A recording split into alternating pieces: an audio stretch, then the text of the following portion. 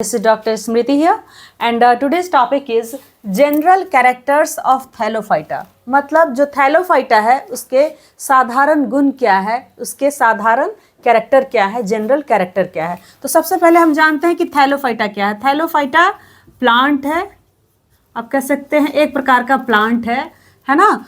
तो जब थैलोफाइटा को हम डिवाइड करते हैं दो ग्रुप में, एक होता है थैलस और दूसरा होता है फाइटा,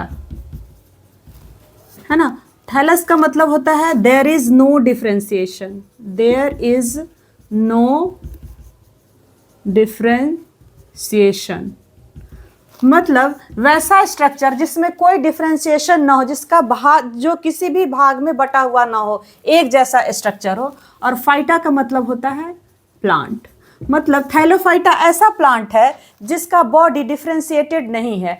कोई भी प्लांट जो होता है उसका बॉडी डिफरेंशिएटेड होता है रूट में, स्टेम में एंड लीफ में, मतलब प्लांट बॉडी डिवाइडेड होता है रूट, स्टेम एंड लीफ में। लेकिन थैलोफाइटा ऐसा प्लांट है जिसका बॉडी थैलस लाइक है, मतलब उसके बॉडी में कोई डिफरेंशिएशन नहीं होता, root, leaf and stem like structure नहीं होता है। उसका स्ट्रक्चर जो होता है वो थैलस लाइक होता है। आपने देखा होगा फ्लावर को, फूल को, उसका नीचे जो है उभरा हुआ भाग होता है गांठ के जैसा, जिसको हम बोलते हैं थैलस, है ना। जो स्टॉक के मतलब डंठल के ठीक ऊपर रहता है, ये हो गया स्टॉक जिसको हम बोलते हैं डंठल। इसके ठीक ऊपर ये जो स्वेलन पार्ट है, फूला हुआ हिस्सा, इसको बोलते हैं thallus.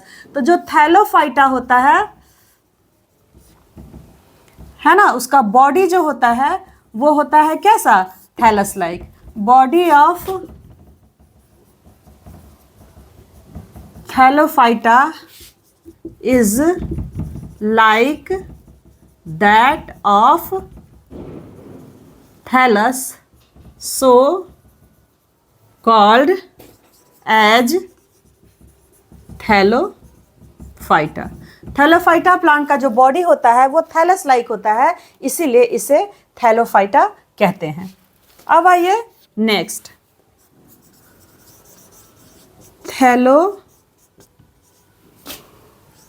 Phytes are generally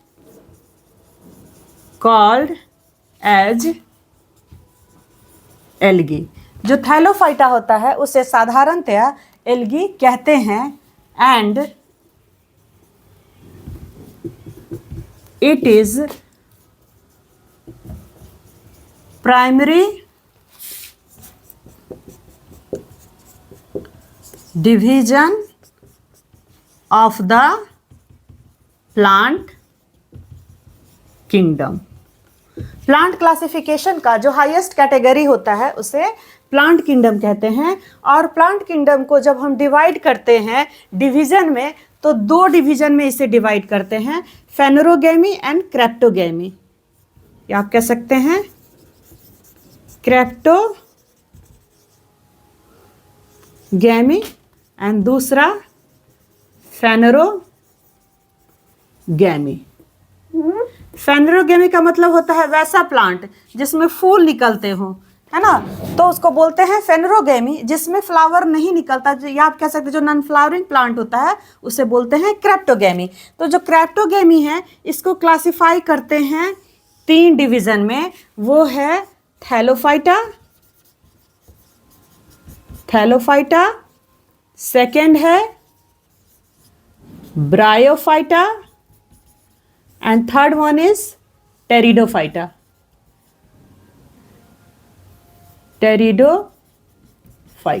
highest category है प्लांट किंगडम, तो उसका जो प्राइमरी डिवीजन है, ये हो गए डिवीजन, तो प्राइमरी डिवीजन हो गए वो क्या है, थैलोफाइटा। और थैलोफाइट को जनरली बोलते हैं algae. All algae are autotrophs and multicellular except few। जो एल्गी होता है वो ऑटोट्रॉफ्स होता है और मल्टीसेलर होता है, कुछ को छोड़कर। ऑटोट्रॉफ्स का मतलब होता है an organism that can prepare its own food by the process of photosynthesis. मतलब वो सारे ऑर्गेनिज्म जो अपना भोजन खुद बनाते हैं प्रकाश संश्लेषण के द्वारा, उसे बोलते हैं ऑटोट्रॉप्स। तो जितने भी एल्गी हैं ये ऑटोट्रॉप्स हैं और मल्टी सेलुलर है, मतलब इनका बॉडी जो है वो मल्टीपल नंबर ऑफ सेल से मिलकर बना हुआ होता है, या आप कह सकते हैं बहुकोशिकीय होता है, कुछ को छोड़कर, है ना। तो पहले हम ऑटोट्रॉप्स का मतलब देखते हैं। An organism that can produce its own food by the process of photosynthesis, है ना। फोटोसिंथेसिस जो है फूड मेकिंग प्रोसेस है, जिसे हिंदी में बोलते हैं प्रकाश संश्लेषण। तो जितने भी एल्गी जो हैं वो ऑटोट्रॉफ्स है, मतलब ऐसे ऑर्गेनिज्म हैं जो अपना भोजन खुद बनाते हैं फोटोसिंथेसिस के द्वारा, है ना। और नेक्स्ट जो है इसका कैरेक्टर वो ये है कि ये मल्टी सेलुलर है, मतलब इसका बॉडी जो है वो मल्टीपल सेल से मिलकर बना हुआ होता है, या इसका बॉडी का जो अवस्था होता है वो बहुकोशिकीय अवस्था होता है, एक्सेप्ट फ्यू, कुछ को छोड़कर। तो कुछ जो है वो यूनिसेलुलर हैं, यूनिसेलुलर, है ना। यूनिसेलुलर का मतलब होता है एक कोशिकीय अवस्था। वैसे ऑर्गेनिज्म जिसका बॉडी सिर्फ और सिर्फ एक सेल से मिलकर बना है तो उसे बोलते हैं यूनिसेलुलर ऑर्गेनिज्म। तो जितने भी एल्गी है वो मल्टी सेलुलर है, कुछ को छोड़कर जो यूनिसेलुलर हैं। तो यूनिसेलुलर के जो एग्जाम्पल हैं वो हैं क्लेमाइडोमोनास। क्लेमाइडोमोनास जो है ये यूनिसेलुलर एल्गी है, इधर मैं लिख देती हूँ, यूनिसेलुलर एल्गी। यूनिसेलुलर एल्गी के जो एग्जाम्पल है वो हैं क्लेमाइडोमोनास, और इसे ग्रीन एल्गी कहते हैं, ग्रीन एल्गी कहते हैं। ये कैसा रंग का है Chlamydomonas? Green. Found in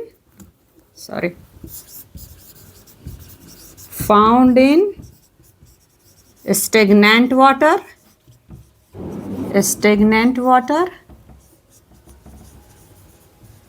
fresh water, marine water,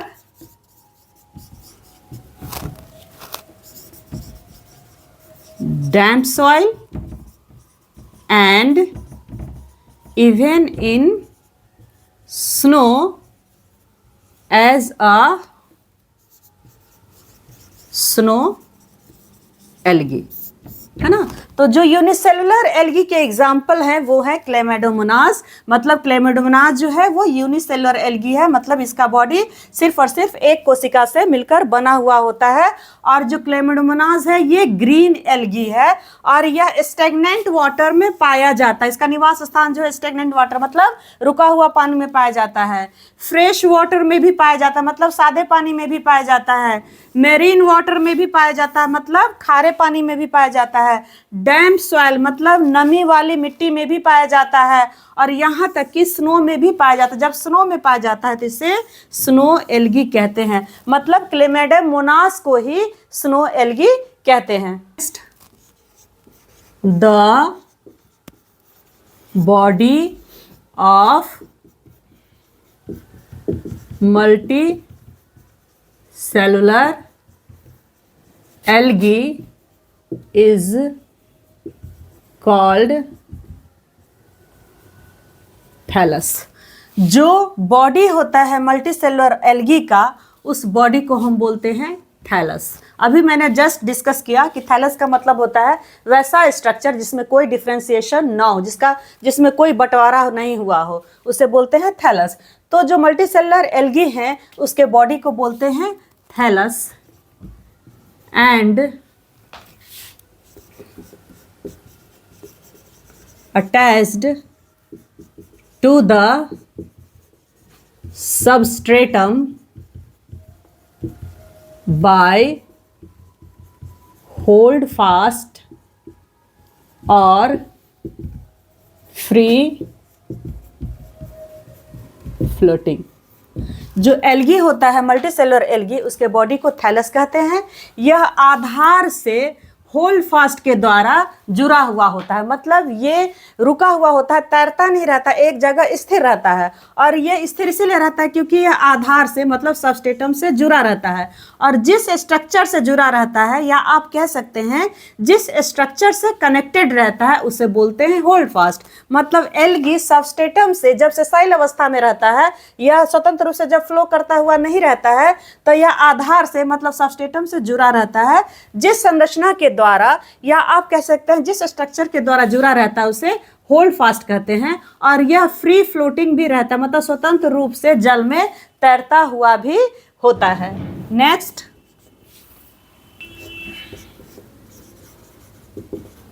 marine algae are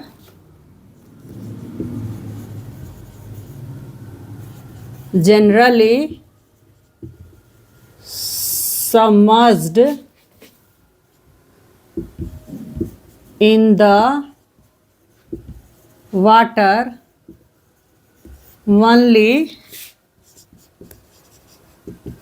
during low tide,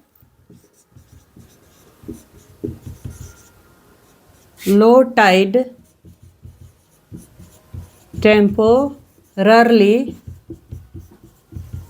exposed to air।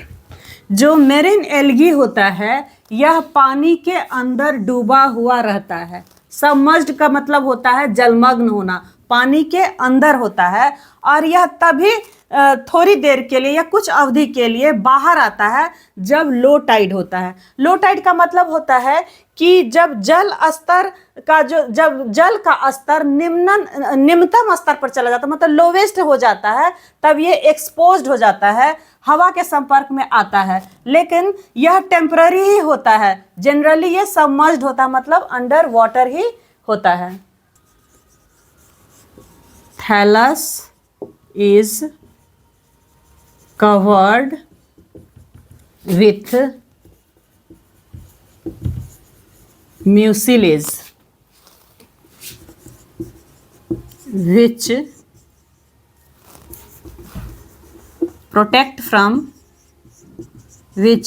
protects from desiccation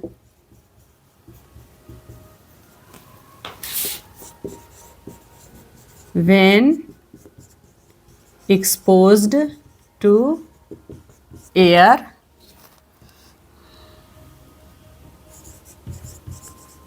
decaying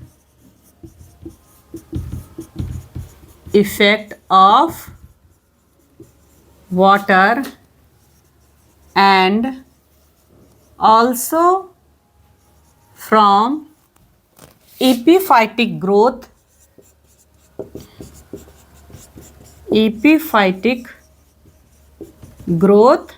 on them। Thallus जो होता है एल्गी का, मतलब एल्गी का जो बॉडी होता है वो म्यूसिलेज से कवर रहता है। म्यूसिलेज सब्सटेंस है, केमिकल सब्सटेंस है जो एल्गी के बॉडी को कवर करता है। और ये जो म्यूसिलेज की कवरिंग है, यह इसको सुरक्षा प्रदान करता है। यह जब हवा के कांटेक्ट में आता है, एयर के कांटेक्ट में आता है, तब यह इसको सूखने से बचाता है। उसके ऊपर जैसे मान लीजिए कोई भी चीज़ गीला है, उसको आप धूप में रखेंगे, बाहर रखेंगे, तो क्या होगा, एयर के कांटेक्ट में आने पर वो सूख जाएगा, ड्राई हो जाएगा। तो ये जो थैलस का बॉडी है, इसके ऊपर म्यूसिलेज की कवरिंग होती है। जब यह हवा के कांटेक्ट में आता है, एयर के कांटेक्ट में आता है, तो उसको डेसिकेशन से बचाता है, मतलब ड्राई होने से बचाता है। दूसरा, decaying effect of water. Decay मतलब होता है सड़ना। पानी में कोई भी चीज बहुत देर तक रहेगा या बहुत लंबे समय तक रहेगा तो क्या हो जाएगा, डिकेइंग होना शुरू हो जाएगा, मतलब वो सड़ना शुरू हो जाएगा। तो म्यूसिलेज की जो कवरिंग है उसे डिके होने से बचाता है, मतलब थैलस को, या आप कह सकते हैं एल्गी के बॉडी को सड़ने से बचाता है, मतलब डिकेइंग इफेक्ट से बचाता है। और लास्ट जो है, उसके ऊपर जो इपिफाइटिक ग्रोथ होता है उससे भी प्रोटेक्शन प्रोवाइड करता है। मतलब एल्गी का जो बॉडी होता है, या आप कह सकते हैं थैलस का जो बॉडी होता है, उसके ऊपर म्यूसिलेज की कवरिंग होती है। और ये म्यूसिलेज की जो कवरिंग होती है, ये थैलस को इपिफाइटिक ग्रोथ से बचाता है। इपिफाइटिक का मतलब होता है वैसा प्लांट जो दूसरे प्लांट के बॉडी के ऊपर ग्रो करता है, उसको हम बोलते हैं इपिफाइटिक ग्रोथ। तो एल्गी के बॉडी के ऊपर जो एपिफाइटिक ग्रोथ होता है उससे प्रोटेक्ट करता है म्यूसिलेज की covering. Next, there is no vascular tissue even in the giant algae। जो एल्गी होता है उसमें वैस्कुलर टिश्यू नहीं होता है, चाहे उसका बॉडी कितना भी विशालकाय क्यों ना हो, उसका बॉडी जाइंट लाइक क्यों ना हो। वैस्कुलर टिश्यू को हम बोलते हैं कंडक्टिंग टिश्यू। कंडक्टिंग टिश्यू मतलब वैसा टिश्यू जो कंडक्शन का काम करता है। यह दो तरह के होते हैं प्लांट बॉडी के अंदर, जाइलम एंड फ्लोएम। ये दोनों जो है कंडक्टिंग टिश्यू है, या आप कह सकते हैं वैस्कुलर टिश्यू हैं, जो कि एल्गी में मौजूद नहीं रहते हैं। भले ही उसका जो शरीर है कितना बड़ा क्यों ना हो, भले ही उसका बॉडी जो है वो कितना हेवी या जाइंट लाइक क्यों ना हो, उसमें वैस्कुलर टिश्यू नहीं होता है। दैट मीन्स कि कंडक्टिंग टिश्यू नहीं होता। कंडक्टिंग टिश्यू जो होता है वो दो होते हैं, जाइलम एंड फ्लोएम। और ये जो जाइलम होता है ये वाटर एंड मिनरल का ट्रांसपोर्टेशन करता है, वाटर एंड मिनरल्स को ट्रांसपोर्ट करता है प्लांट बॉडी के अंदर। और फ्लोएम जो होता है ये फूड सब्सटेंस को ट्रांसपोर्ट करता है प्लांट बॉडी के अंदर। मतलब कंडक्टिंग टिश्यू ऐसा टिश्यू है जो प्लांट बॉडी के अंदर कंडक्शन का काम करता है, ट्रांसपोर्टेशन का काम करता है। ये दो तरह का होता है, जाइलम और फ्लोएम। जाइलम जो होता है वाटर और मिनरल का ट्रांसपोर्टेशन करता है, आप कह सकते हैं कंडक्शन करता है। और फ्लोएम जो होता है फूड सब्सटेंस का ट्रांसपोर्टेशन करता है प्लांट बॉडी के अंदर। और ये जो ट्रांसपोर्टेशन होता है जाइलम फ्लोएम के द्वारा, ये जाइलम और फ्लोएम है, इसी को कंडक्टिंग टिश्यू या वैस्कुलर टिश्यू कहते हैं। ये वैस्कुलर टिश्यू एल्गी में मौजूद नहीं होता है, या आप कह सकते हैं थैलोफाइट्स में मौजूद नहीं होता है, भले ही उसका बॉडी जाइंट लाइक क्यों ना हो। नेक्स्ट है थैलस इज फ्लेक्सिबल। एल्गी का जो बॉडी होता है वो फ्लेक्सिबल होता है, मतलब लचीला होता है। ये आसानी से बेंड कर सकता है, मतलब ये बहुत ज़्यादा हिलेगा डुलेगा तो उसमें टूट फूट नहीं होगा। ऐसा इसीलिए क्योंकि उसका बॉडी जो होता है वो फ्लेक्सिबल होता है। Reproduction by asexual method and sexual method, है ना। थैलोफाइटा में जो रिप्रोडक्शन होता है एसेक्सुअल और सेक्सुअल दोनों विधि से होता है, या आप ये भी कह सकते हैं कि एल्गी में जो रिप्रोडक्शन होता है वो एसेक्सुअल एंड सेक्सुअल दोनों होता है। अब आइए asexual reproduction. Asexual reproduction by zoospore. Thallophytes में जो एसेक्सुअल रिप्रोडक्शन होता है वो जूस्पोर के द्वारा होता है। जूस्पोर जो है ये asexual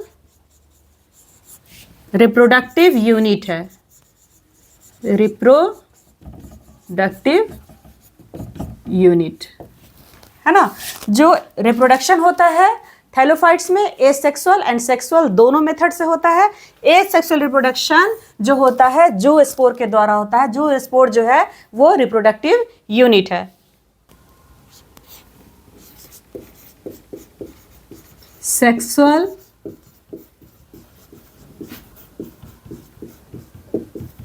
reproduction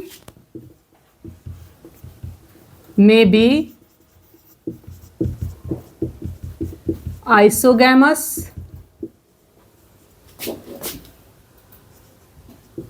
and anisogamous or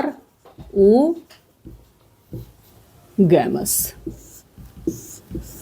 sexual reproduction जो होता है आइसोगैमस होता है या एनाइसोगैमस होता है, और oogamous होता है। मतलब जो सेक्सुअल रिप्रोडक्शन होता है उसमें आइसोगैमस होता है, आइसोगैमस टाइप का होता है। आइसोगैमस का मतलब होता है जो गैमिट होता है, मेल और फीमेल गैमिट, वो मॉर्फोलॉजिकली सिमिलर होता है। मतलब वो बाहर से देखने में उसका जो शेप, साइज, आकार होता है वो एक जैसा ही होता है। तो जब मेल और फीमेल गैमेट मॉर्फोलॉजिकली सिमिलर होते हैं और उनके बीच जब फ्यूजन होता है तो उसको हम बोलते हैं आइसोगैमस।